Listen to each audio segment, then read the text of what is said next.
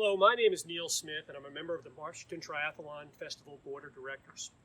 I'm joining you today from the West Bradford Fire Company's house right here in the center of the village of Marshalton, asking for your support in making a charitable contribution to the fire company in 2020. As many of you know, the West Bradford Fire Company is the primary beneficiary of the Marshallton Triathlon for the last 47 years. In fact, the Triathlon is among the fire company's larger fundraising events during the year. Over the years, our community has been faithfully served by the volunteers of the West Bradford Fire Company for over 67 years, as they have put themselves in harm's way to save lives and property.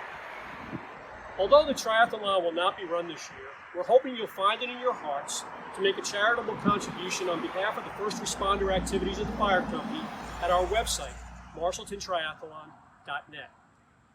In a few moments, we'll share with you a short video that we think you'll find interesting as it describes the history of the West Bradford Fire Company and their service to our community. With that said, on behalf of the Board of Directors, I would like to thank you for your continued support for the Marshallton Triathlon. We look forward to seeing you all at the race in 2021, and we wish you and your families stay safe. So, on with the show. So welcome to West Bradford Fire Station 39. This is a unique station. This is the epitome of what EMS and fire is all about. They have been around since 1953. This is their main station, and some of the history in this is just phenomenal. The building to my left here is actually one of the buildings that was here originally back in the 1800s, and what every firehouse does that I know across America has built on and tried to improve the situation. So in the 1960s, they took this 1800 building, added onto it, added the fire side of it. What they did is actually bought property that was here. There were two houses here. They tore those down in order to put their apparatus in.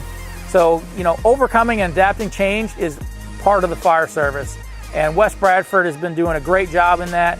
And I want to show you some of the buildings, some of the history that goes on here. So more of the history that's going on here, many firehouses put up their trophy rooms and their plaques and all the past presidents and chiefs and that kind of stuff. Looking back at some of these fire apparatus and what we used to ride with open cabs, the old Jeeps. This old Jeep up here was actually bought by the Women's Auxiliary. That was their first Jeep, their brush apparatus. And the story is that they actually used the S&H green stamps in order to purchase that. So, getting together, understanding that the community is in need and helping each other out is what it's all about. Now we're moving out to the engine bay. This is the part that was built in 1960 after they tore down the houses. They have three bays here for the trucks. Looks like they have another little utility truck. They have a tanker. Tanker out in this area, in the rural areas of Pennsylvania, and pretty much any rural area, are very important. We have to remember that, many of our developments don't have hydrants. When you come from the city, you're used to hydrants, but when you get out in the country, there's no hydrants. So having a volunteer service provide a tanker task force or be part of that tanker task force really is what's going to save you guys. So if you're interested in volunteering and you want to come down and you're thinking, I want to drive a tanker, these guys are going to help teach you how to do that. Come in, volunteer. They'll start you out little, maybe with the utility, work your way through all the apparatus, all the way up to driving tankers. Pretty cool stuff. So as we make our way around to the back of the shop here, they have a very small desk. Just a couple years ago, they finally got a generator for this place. So if they ever lost power, they would lose the ability to communicate with these things. So that's why the substation was built. But they do have the ability. Obviously, the radio's going on right now. Some other calls going on. At the back of this is where all their gear is, just like their other house. You got some nice places to hang your gear, all your equipment. One thing that I really loved about this is they love to preserve history, and most firehouses do. If you take a look just above me here, they have an old sign. It says West Bradford Fire Company. This was the original sign since 1953 that hung at the garage. Actually, it was across the street, probably about 100 yards from here, for the original firehouse in West Bradford. Very cool artwork is really what it is. So as I'm making my way out of the back of the engine bay here, you can obviously see that it is not a pull-through. Their other station has that.